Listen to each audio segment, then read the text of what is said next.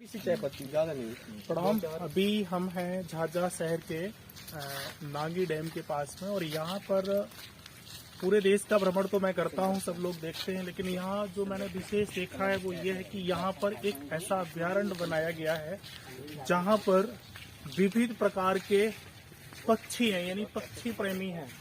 तो यहाँ लगभग कितने प्रकार के पक्षी हैं? देखिए सर, हमारे नागी नकटी बर्ड सेंचुरी जो है वो हमारा, सबसे पहले तो हम इस जगह के बारे में आपको बता देते हैं। नागी नकटी पक्षी अभ्यारण्य जो है हमारा, वो अंतर्राष्ट्रीय वेटलैंड है। यानी ये 5 जून 2024 को ये पूरे अंतर्राष्ट्रीय लेवल पे इसको मान्यता प्राप्त हो गई। और ये जो एरिया है वो लगभग कितने किलोमीटर में है? नागी सर हमारा 1.91 वर्ग हेक्टेयर में फैला हुआ है, और नकटी हमारा 3.1 वर्ग हेक्टेयर में फैला हुआ है। अगर दोनों का क्षेत्रफल को अगर हम साथ में कंबाइन कर देते हैं तो ये टोटल हमारा 588 वर्ग हेक्टेयर में। यानी ये जो प्रवास है ये अंतर्राष्ट्रीय एक प्रवासों में से एक प्रवास है।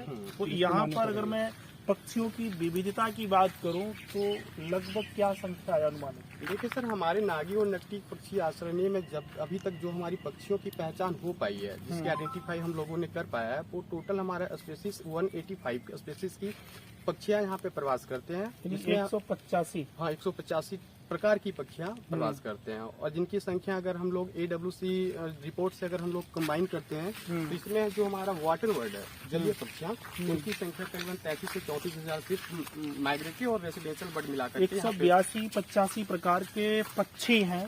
जलीय पक्षी, जलीय पक्षी भी हैं, टोटल आ जाते हैं। और फॉरेस्ट लैंड इसके साथ में उन पक्षियों की संख्या का अनुमान नहीं है।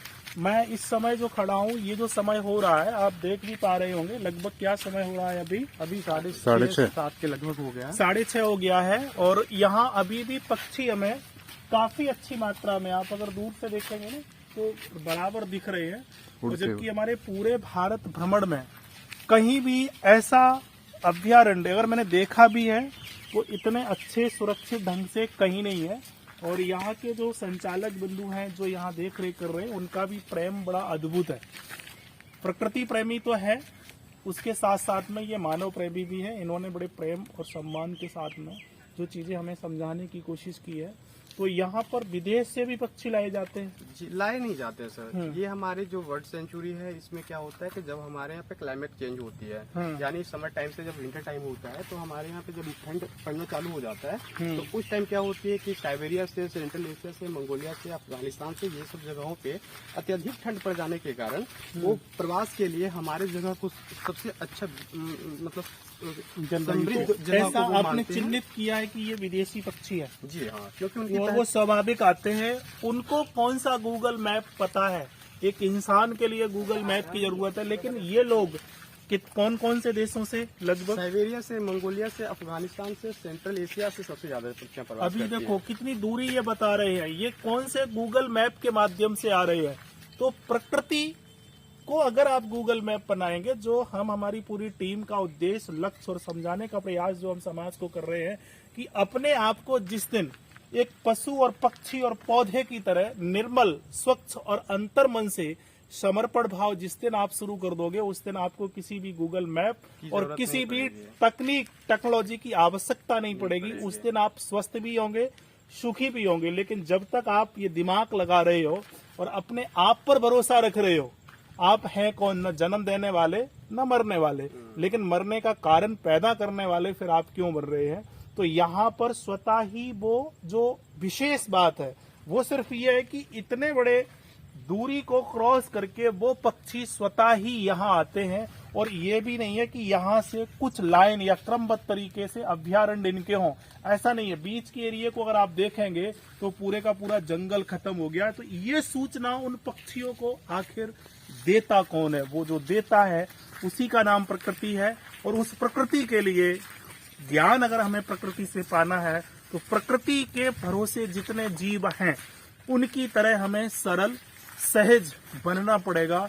जीवन में सरलता और सहजता ही हमें समृद्धि की तरफ ले जाती है। और यहाँ हमने जो भी अभी तक पक्षी देखे हैं कमजोर पक्षी कोई नहीं मुझे दिखाई दिया, उदासीन मैं नहीं सर दिखाई छोटे दिया। शब्दों में बता देना चाहता हूँ कि जैसे अभी आपने गूगल मैप का ये जिक्र किया कि वो कैसे याद करके रखते हैं, तो जी। हमारे यहाँ पे जो पक्षियाँ प्रवास करती है वो हमारा जो फ्लाई वेग है, उस फ्लाई वेग को वो पक्षियाँ उस मार्ग को वो चिन्हित करके वो हमारे यहाँ पे प्रवास करते हैं। तो उस फ्लाई वेग का नाम जो है हमारा वो ईस्ट सेंट्रल एशियन फ्लाई वेग है। वो अपने बच्चों को भी ट्रांसफर कर जाते हैं। मैं पूरी तरह से आपको बता देता हूँ कि वो कैसे पक्षियाँ हमारे बैटलैंड में क्रमबद्ध तरीके से प्रत्येक वर्ष वो आते रहते हैं और जाते रहते हैं। प्रवासी पक्षियाँ जो होते हैं वो दूर देश से आते हैं हमारे यहाँ पे, तो वो हमारे ईस्ट सेंट्रल एशियन फ्लाई वेग से आते हैं। और यहाँ पे जब नागी और नकटी पक्षी आश्रय में जब आते हैं तो वो यहाँ पे आते हैं, प्रजनन करते हैं, लेकिन अपने बच्चे का जो जन्म होता है कि वो पुनः अपने स्थान पर जाकर के ही अपने अंडे का जन्म देता है और फिर अगले वर्ष अपने बच्चे के साथ वो इसी मार्ग को दिखाते हुए अपने बच्चे को नागी पक्षी आश्रय में आते हैं और जाते हैं। इससे क्या होता है कि वो एक क्रमबद्ध तरीके से आने जाने का वो मार्ग प्रदर्शित होता रहता है और वो आते रहते हैं और जाते रहते हैं। अचंभित बात तो ये है कि ये कोई क्रम नहीं है, वो स्वतः ही उनके द्वारा ढूंढा गया हुआ। जहाँ से वो ओरा या एनर्जी जहाँ जहाँ है अभी वो स्वतः ही पूरे विश्व में ढूंढ लेते हैं। पक्षियों के बारे में बताना चाहता हूँ जिसके वजह से ये हमारा जो नागी और नकटी पक्षी आश्रय है वो रामसर साइट घोषित हुआ है। इस पक्षी का जो घोषित हुआ है? रामसर के बारे में भी बताएंगे कि ये रामसर क्या होता है और इस जगह को रामसर घोषित क्यों किया गया।